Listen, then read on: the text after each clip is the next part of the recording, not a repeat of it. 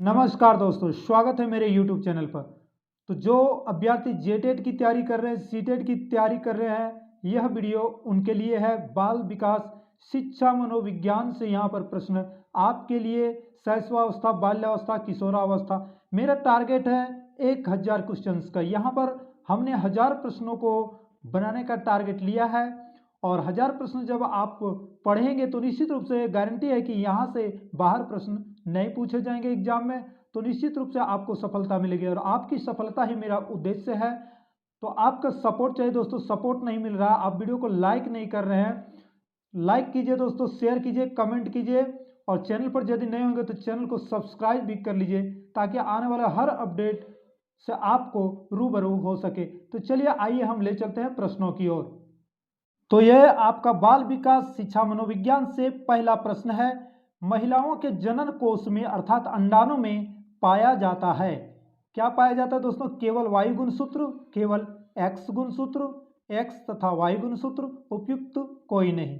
देखिए, महिलाओं के अंडाणु में जो है जनन के लिए जो है उनमें केवल एक्स गुणसूत्र होते हैं, एक्स एक्स होते हैं, ठीक है।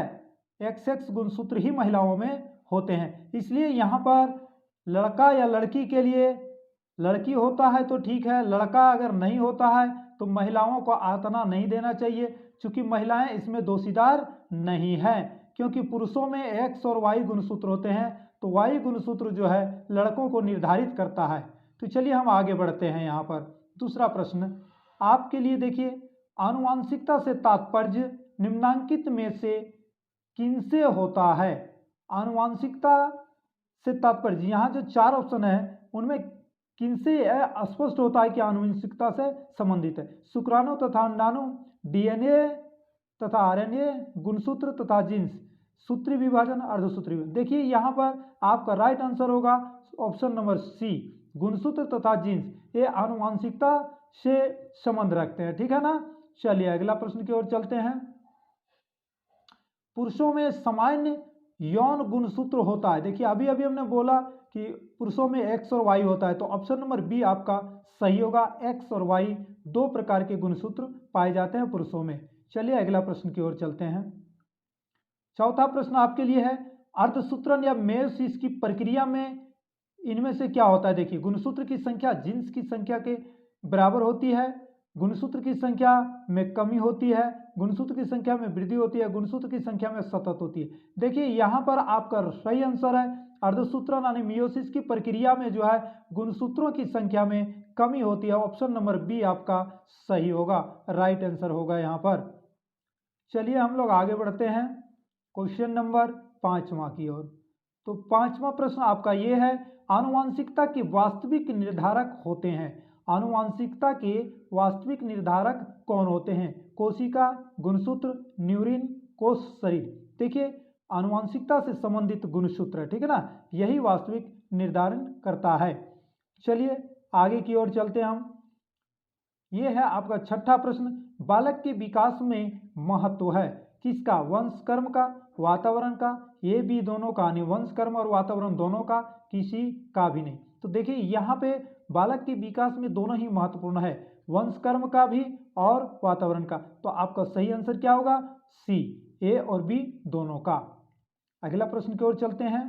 प्रश्न नंबर 7, दिवा स्वप्न में विचरण करने की कामना अत्यंत प्रबल होती है। अब यहाँ बता देते हैं कि दिवा स्वप्न क्या है। दिवा स्वप्न माने दिन में ही, माने क्या कह सकते हैं उनको, बड़ी बड़ी कल्पनाएं आने, विचार, काफी बड़ी बड़ी विचारें आना, जो कि असंभव विचार आना, मन में कई तरह की विचारें आने लगती हैं। तो ये दिवा स्वप्न विचार विचरण करने की कामना अत्यंत प्रबल होती है। किस अवस्था में? शैशवावस्था में, किशोरावस्था में, प्रौढ़ावस्था में, बाल्यावस्था में। देखिए इसमें जो है किशोरावस्था बड़ा ही संवेदनशील है। इसी समय आपको तरह तरह की बातें सोचाने लगेगी, तरह तरह की दिमाग में बातें आने लगी, असंभव सी बातें भी सोचाने लगेगी। तो चलिए बहुत अच्छी प्रश्न है ये और बहुत बार ये पूछा भी गया है। चलिए अगला प्रश्न हम चलते हैं। प्रश्न नंबर 8वां, सृजनशील बालकों के लक्षण है। सृजनशील बालकों के लक्षण क्या है? समस्याओं के प्रति सजगता का अभाव, नहीं, सजगता का अभाव नहीं हो सकता है सृजनशील बालक। गतिशील चिंतन का अभाव, देखिए ये भी नहीं हो सकता है, गतिशील चिंतन का अभाव हो ही नहीं सकता है, क्योंकि यहाँ पर सृजनशील बालक है। जिज्ञासा ये हो सकता, अनमनीयता, ये भी नहीं। देखिए यहाँ पर राइट आंसर आपका होगा जिज्ञासा। सृजनशील बालकों में जिज्ञासा होती है, जानने की इच्छा होती है। वेरी वेरी इंपॉर्टेंट प्रश्न है दोस्तों, ये आपको बहुत बार प्रश्न पूछे गए हैं ये। अगला प्रश्न है प्रश्न नंबर 9वां, क्रोध संवेग के कारण उत्पन्न प्रवृत्ति। देखिए यहाँ क्रोध एक प्रकार का संवेग है, ठीक है, और इससे क्या प्रवृत्ति उत्पन्न होता है? आत्मगौरव, अधिकार, युत्सा, दंड। देखिए यहाँ पर आत्मगौरव तो होगा नहीं, अधिकार तो होगा नहीं, दंड भी नहीं होगा, यहाँ पर है युयुत्सा, ठीक है। इसका मूल प्रवृत्ति जो है युयुत्सा है। अगला प्रश्न है प्रश्न नंबर 10वां, बालक बालिकाएं अपने जीवन में किसी अन्य को आदर्श के रूप में स्वीकार करते हैं किस अवस्था में? बालक बालिकाएं अपने जीवन में किसी अन्य को आदर्श के रूप में स्वीकार करते हैं किस अवस्था में? किशोरावस्था, बाल अवस्था, शैशव, सभी। देखिए सभी में तो हो ही नहीं सकता है, और शैशवावस्था में तो हो ही नहीं सकता, बाल अवस्था में हो ही नहीं सकता है, क्योंकि उनमें सोचने समझने की शक्ति नहीं होती है। किशोरावस्था, आपका राइट आंसर क्या होगा? ऑप्शन नंबर ये। किशोरावस्था में वो किन्हीं को अपना आदर्श के रूप में स्वीकार करते हैं, उन्हें स्वीकार करने की आंतरिक हृदय से इच्छा होती है, और वो किन्हीं को आदर्श मान के उनके आदर्शों का पालन करते हुए आगे बढ़ने लगते हैं। तो ये थे आपके 10 इंपॉर्टेंट प्रश्न जो कि अति महत्वपूर्ण, और ये प्रश्न जो है काफी महत्वपूर्ण प्रश्न है। ये प्रश्न आपको पूछा गया है, काफी बार पूछा गया है। तो दोस्तों जो अभी तक मेरे चैनल को सब्सक्राइब नहीं किए होंगे सब्सक्राइब कर लीजिए, साथ में जो लाइक नहीं किए होंगे दोस्तों, लाइक करने में कुछ भी नहीं जाता, लाइक कर दीजिए, और वीडियो को शेयर भी करना मत भूलिएगा। चलिए हम मिलते हैं इसी तरह के इंटरेस्टिंग वीडियो में अगले वीडियो में, तब तक के लिए जय हिंद